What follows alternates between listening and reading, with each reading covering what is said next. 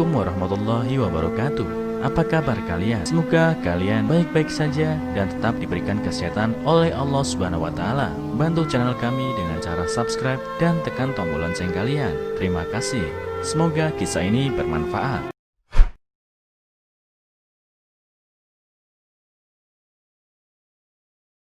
Setelah kepergian istrinya, putrinya mencari ibunya di lemari es. Dia seketika tercengang saat membuka lemari es itu. Hendra berdiri di depan jendela sambil minum seorang diri. Semua kesedihan akan dilupakan sepenuhnya saat mabuk. Namun, semua itu tak lebih hanya menipu diri sendiri. Setengah tahun sudah, itu adalah pesan pendek pertama dari istrinya. Hanya ada beberapa patah kata di dalamnya. Segeralah pulang, putri kita membutuhkanmu.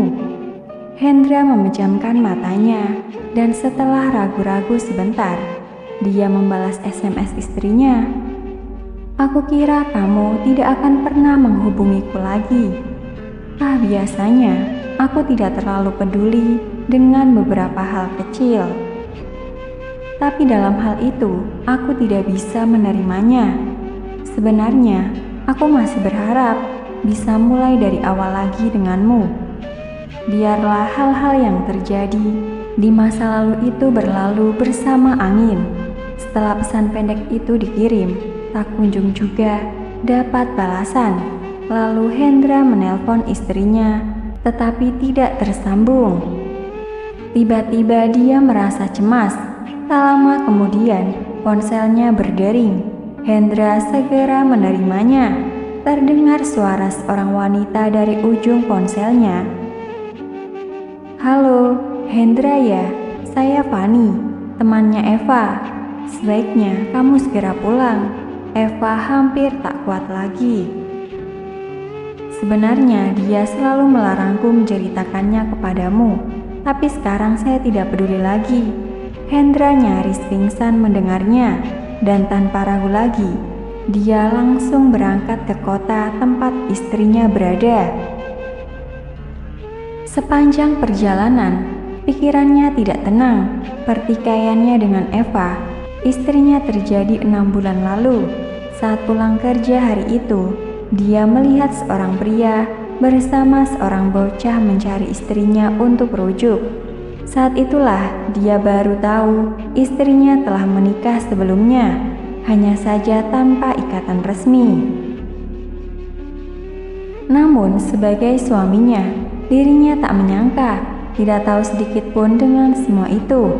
Sejak itu ia menjadi bahan tertawaan rekan-rekan sekantornya karena tidak punya pilihan. Ia menghindar dengan melarikan diri ke kota lain dan mengawali hidup barunya. Dia terus menunggu penjelasan dari istrinya. Selama istrinya dapat meyakinkannya, dia tidak akan mempermasalahkan masa lalu. Tetapi hasil penantiannya justru seperti ini. Ketika dia tiba, istrinya sudah tiada. Dia memandangnya dan air mata kesedihan menetes dari kedua sudut matanya. Ternyata alasan mengapa istrinya tidak menghubunginya karena dia sadar menderita kanker dan tidak ingin menyusahkannya. Jadi, dia telah menitipkan putrinya yang berusia 5 tahun kepada sahabat karibnya. Setelah menyelesaikan pemakaman istrinya, Hendra pulang ke rumah bersama putrinya. Suasana rumah itu masih seperti dulu, bersih dan rapi. Hanya saja sudah lama tidak ditempati. Saat membuka pintu, samar-samar tercium bau tak sedap. Putrinya melompat gembira, tetapi dia tidak tahu bahwa ibu tercintanya tidak akan pernah kembali lagi. Putrinya terus bertanya, "Ayah, ibu di mana?" "Ibu pergi ke tempat yang sangat jauh. Kamu akan tahu sendiri setelah kamu dewasa nanti," katanya dengan sedih. "Ayah bohong, ibu tidak akan meninggalkan aku. kata putrinya cemberut. Untuk sesaat, Hendra tidak tahu bagaimana harus menjawab pertanyaan putrinya. Ia hanya menghela nafas sambil menggelengkan kepala. Saat itu, anak perempuannya tiba-tiba berteriak pada lemari es. Hendra berbalik memandang putrinya. Ia mengerutkan kening bingung dan berkata, "Anak manis, itu kulkas bukan ibu.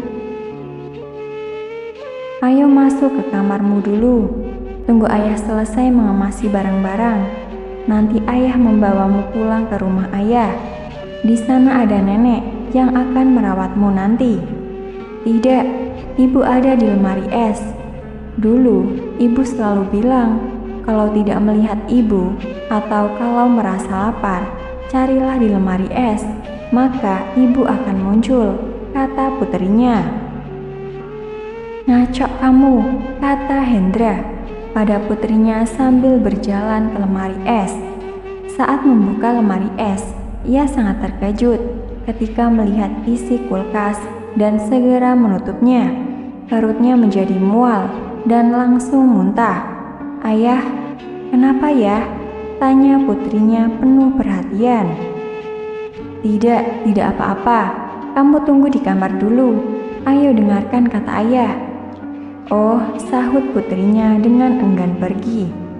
Hendra memasak sepanci air panas.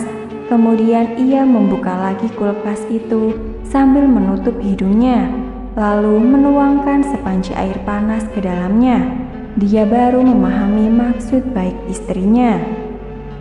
Ternyata istrinya takut setelah kepergiannya. Putrinya pasti untuk sesaat tidak bisa menerima kenyataan itu.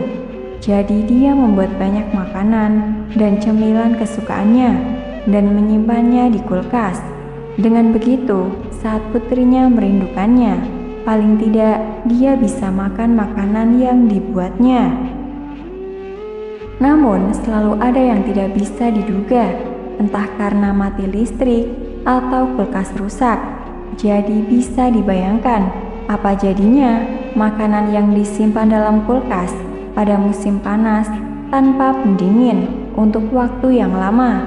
Itu bukan lagi bau busuk yang bisa digambarkan dengan kata-kata.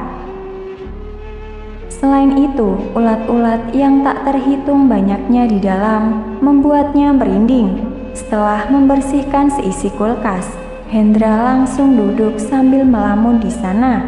Saat seperti itu, betapa ia berharap waktu dapat berputar kembali. Meskipun jika dia tertawakan oleh orang-orang, ia juga tidak akan memilih untuk melarikan diri sejak pertikaian dengan istrinya kala itu. Ia akan menemaninya sampai akhir hidup.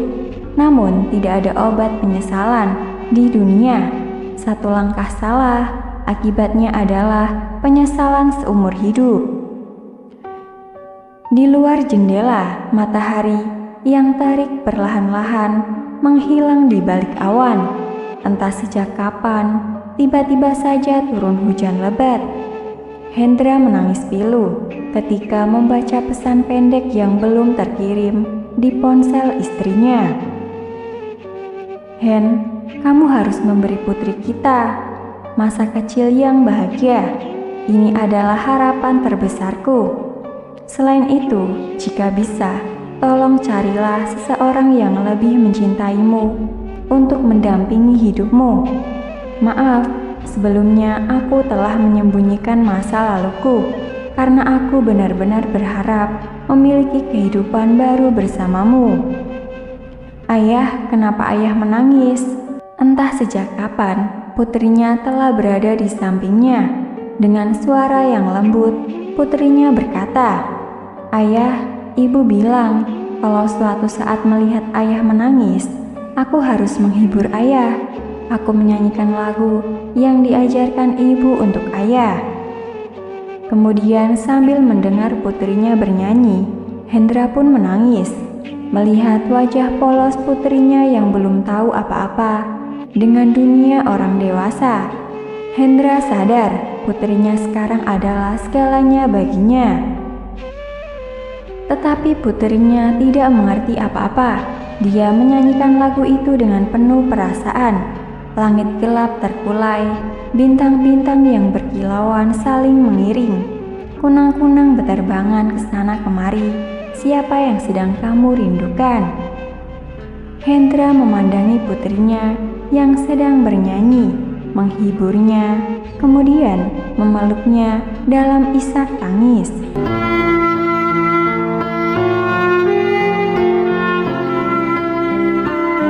Assalamualaikum warahmatullahi wabarakatuh. Apa kabar kalian? Semoga kalian baik-baik saja dan tetap diberikan kesehatan oleh Allah Subhanahu wa taala. Bantu channel kami dengan cara subscribe dan tekan tombol lonceng kalian. Terima kasih.